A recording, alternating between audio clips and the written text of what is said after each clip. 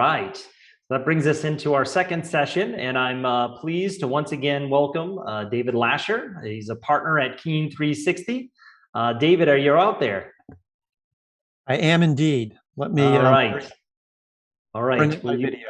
Yep. We'll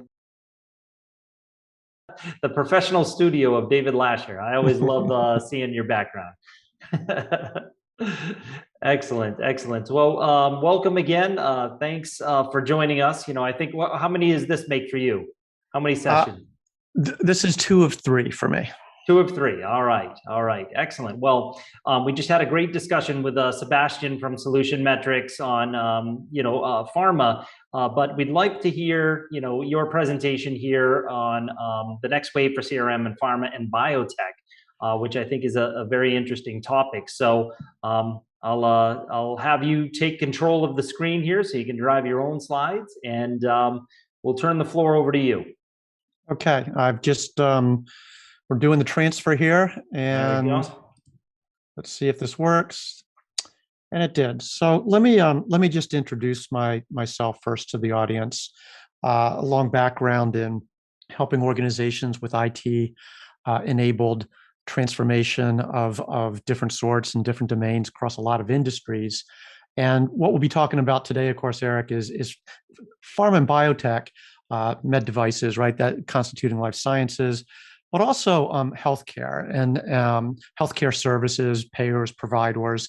And so that's a really big industry, but we're going to try to make some interesting points, talk about low code and how it might help in a brief 15, 18 minutes. So just so folks know where I'm coming from, I've been CIO of probably the U.S.'s number 3 or 4 specialty pharmacy serving long-term care facilities. I've served, delivered solutions into state agencies in Florida, Texas, and Maryland, the latter being my home state. And in 16 through halfway through 18, I was the CIO and then the COO and the chief of staff of Maryland's Department of Health, which is a $14 billion organization, serving, promoting the healthcare of all Marylanders, right? So I do have some background here, and I do have some passion for how low code can help in this space. So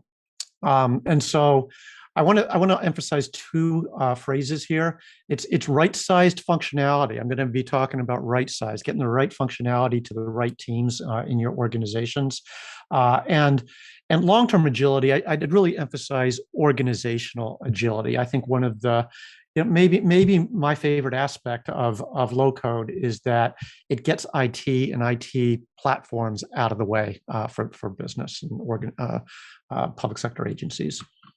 So that's what we're talking about. We can skip this transition slide, can't we?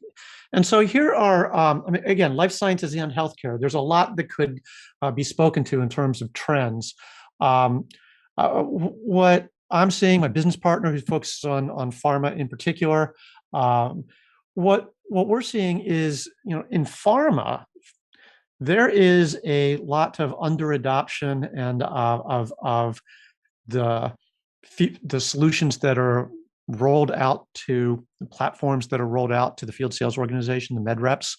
And I think that there's been a lot of gritted teeth acceptance of just some of the inherent constraints and costs in those platforms. And also the fact that those platforms rolled out to the field are also kind of forced upon the rest of the organization, because the field organization is the 900-pound gorilla, right, Eric? And so everybody else, they get to decide what the platform is going to do. So we'll be talking about, so that's a trend is more and more openness to maybe we can do something different than having a one-of-a-kind solution for our whole organization. The other one on the right there, I think, is not necessarily is definitely not limited to life sciences alone, but virtual relationships, right? If you're biotech, med device, you're building your relationships with your hospital, your provider, you know, healthcare organizations, healthcare providers as individuals, doctors, nurses, influencers. Again, those relationships take real face-to-face nurturing over the long term, and figuring out how to do that is another challenge or trend that we're seeing, and where we think low code can help. Also, wearables, Apple Watch famously, right, and therapeutics, right, embedded devices monitoring and dosing appropriately for individuals. This is rapidly expanding, and I'm not sure that low code has a lot to do there, Eric, but I wanted to mention a big trend that we are seeing in this industry. Community-based care, in-place care, handling the silver tsunami that's upon us, right? This is a trend and a challenge where low code can definitely help. And then, look, for those in the industry, in the life sciences industry, it is no secret that the industry is awash in venture capital, investment capital, and so lots of innovation experimentation going on the clinical side. And the question is, and once approvals are given in the US through the FDA, right? How do you transition to your commercial operations and teams, right? That is an imperative in the industry that we're seeing. So those would be the handful that we'll be talking about. And I think, Eric, we have a poll. Yes. Let me come off mute. You got to figure the the technology out. Yeah. So the first poll here: what is the top IT related challenge your organization faces today? You can submit your answers in the chat. I will monitor and fill you in when I get the results here, David. Okay, and please, if you have comments, as we've done before, please. Yeah, please jump absolutely, in. Absolutely. Okay, but you know, what the heck is low code? So we're going to talk about what low code is and why for life sciences and healthcare. There's only time to look at some mountain peaks, right? So that's what we'll do. So what is low code? And so it's the next wave in IT, and I feel very passionate about this. And we've written Keen 360. I've written an executive briefing on it. I've been through this whole progression going back through the 90s anyway. And you know, the rise of the database, helpful, but actually I don't think that the value realization that CFOs and CEOs were looking for from those platforms was really there. The solutions were either too small or too big. There was no Goldilocks spot, right? And then Salesforce came along and the cloud, and there was a lot of value there. The real value was, in my estimation, not so much the software itself, though everybody oohed and awed that you could change the label on a field and click and it would change. Vastly different than Siebel that I knew very well, right? The real innovation, the real that wasn't where the value came from in wave 2, moving to the cloud. It came from removing data center operations complexity and cost as a problem for these types of applications, right?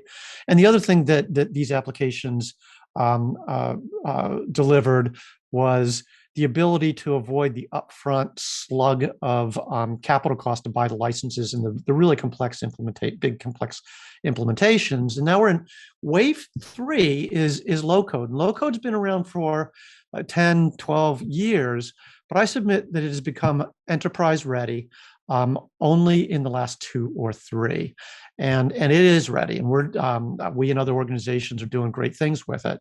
And the message here is that if your life sciences organization or healthcare services organization is not already assessing low code and where it might fit in and what you can do with it, I think you're being negligent in respect to your strategies and your missions, right? That's the key message here. It really is different. But we don't have a lot of time, so I'm going to keep moving, Eric. And it is different because it really does occupy a new place, that orange square there. That is, it takes the best of the packaged applications where a vendor like Creatio is giving you the CRM applications, for example, but it's allowing you to configure, adjust to your own organization's needs as occurs with difficulty and cost and brittleness with custom development, right? So that's the sweet spot, and I'm here to tell you it's real. And I'm not going to spend much time on this. People, I mean, we're in the last legs of the marathon. I'm assuming people understand. You know, we're in the 25th mile.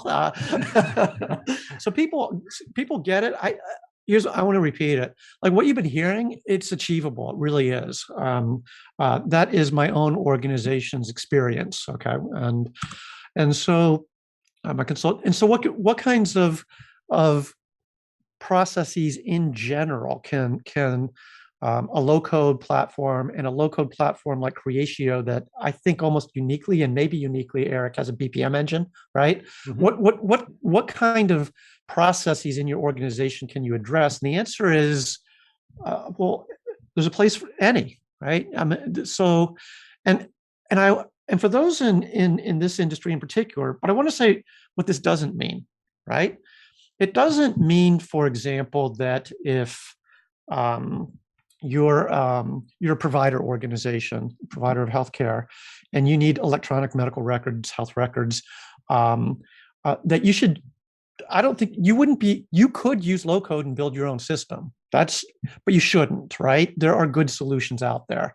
In general ledger, AP, AR, people are going to use their AR systems. You know, for your EMR, EHR, there are good options out there, and it doesn't have to be the Mega, Cerner, Epic. I know there's some other good solutions out there. It can be the interesting proposition is combining what you can do with Creatio with maybe an open source or smaller scale EMR or EHR, right?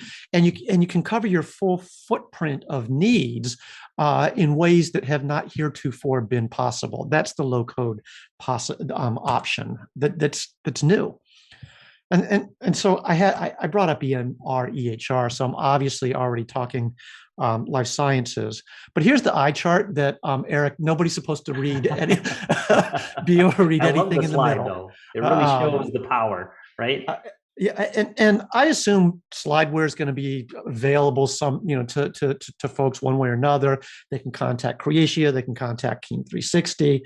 Here's the point. Just look at the stuff on the left-hand column. There's the point for individuals who know a little bit about commercial operations in life sciences. This is the functional footprint that we King 360 using Creatio. We have prepackaged, pre-configured functionality for all of these key functional areas that you see in blue on the far left, and I think everybody can read. And then the key sub areas under that are the blue font and the gray background. And anybody who's in this industry they would say this all looks pretty familiar to me. And here's the interesting point: if you could read everything that's in the middle, right? So the leading platforms in this area for commercial operations for life sciences are well known. They're all powered by Salesforce, right? It's Viva, it's OCE, it's Salesforce itself, though they're a little bit more patient. Salesforce Health is a little bit different market, but let's just take Viva and OCE, the undisputed leaders in the marketplace that everybody in this industry knows about. If you took a functional footprint list and then matched it up against what we see right here, there is nothing in the functional footprint and offerings of those leading platforms that are behemoths, right? In many ways, not excluding cost, right? If you took the list, you'd find that with low code, we've been able to match to the last key item everything that those industry behemoths have. Now, that's a proposition that folks in this session are just going to have to take on faith, right? We're not going to try to prove that. What I'm trying to indicate here, because it's that commercial operations, life sciences, delivering, as I want to talk about in the next slide, and supporting community-based healthcare workers, providers. That which is possible is unbelievable today. And bears investigation, which I'm going to be getting back to. So let me just, I think we're in the last couple minutes, right, Eric? So I want to try to give some pointed examples of, wow, here's some things that are possible. And, for the audience that's out there and knows this industry, like David, don't know clinical operations, helped a CRO one time for a while, but that's not somewhere, and a LIMS, a lab information management system, that's not an area of expertise. So I'm going to speak to the areas that I do know, and for those, and others are going to be able to extrapolate, right, what's possible. So this first bullet here about forcing a one size fits all solution in parentheses, very intentionally, right, on the whole organization. So the one size fits all is of course a misfit for much of the organization, and for some really important teams within the organization, right? The field sales organization, they pay the budget. They're the ones under the eyes of the regulators, the compliance rules most heavily. But you've got key account or strategic customer management teams, right? They typically are not getting what they need from their CRM applications that corporate has rolled out to the rest of the organization. Getting the medical science teams what they need, the medical science liaisons, they're sometimes called, right? That have to answer the medical questions that come up from the providers, right? Making them an embedded part of the team and getting them the functionality that they need, and keeping the information that they share with the providers away from the eyes of the med reps themselves. That's possible now. Product launch teams, again, different processes, different needs, everything, whether at the bottom, second from the bottom there, right? If the behemoth, the battleship is not going away, right? But you can have a barracuda and some cruisers to kind of have below the water and above the water metaphors, complementing a big Viva system, right? Integrating with that system really in a quite straightforward manner so that all your teams have the functionality that they need. And I want to close with the healthcare, because I'm, from Maryland's Department of Health, I've got a lot of passion about healthcare service, and my experience happened to be in some community-based, for whatever reasons, I ended up in developmental disabilities and behavioral health, trying to help with technology platforms and transitioning to more home-based care. And the ability to deploy the tablets that have the geofencing so that you can check in for electronic verification, that visits are being made and services are being delivered, questionnaires in place for people who are better served in their home environments, right? Their community environments. This is casework taken to the next step. Collect the data and then have it integrate. Maybe the organization has its own EMR already. Integrate with that. Integrate with a state's health information exchange. This is all possible today with low code in a way that was not even thinkable 3-4 years ago, Eric. And I'm just trying to whet people's appetites and get them excited to ask more questions and learn more and test whether what I've been saying over the last few minutes is actually true. And so I think we're at our time contract, and Eric, I'll turn it back to you. All right, thanks, David. Yeah, phenomenal. Phenomenal presentation as always. And I think you did. You brought up some great points. The power of low code can help in so many different ways. Promoting better health outcomes, right, in healthcare. Promoting better ways to do business for providers, right? Things like you look at no-shows, you look at all the things that are costing healthcare providers quite a bit of money. We can start to build processes around that to ensure we cut down that. So I think that you brought up a lot of great points, David, and as always, we love to hear your expertise. Did we get poll results, by the way? Oh, you know what? We did. Let me just pull it back up here. We did. Yeah. So here are the poll results. You ready? Adapt to market changes came in number one, right? So a little over 42%, and followed closely by get better adoption of tech at 25%. So, pretty much as expected. Again, I think all of these questions could have an all of the above. That would always win out. But yeah, so definitely, definitely inspirational to the audience here.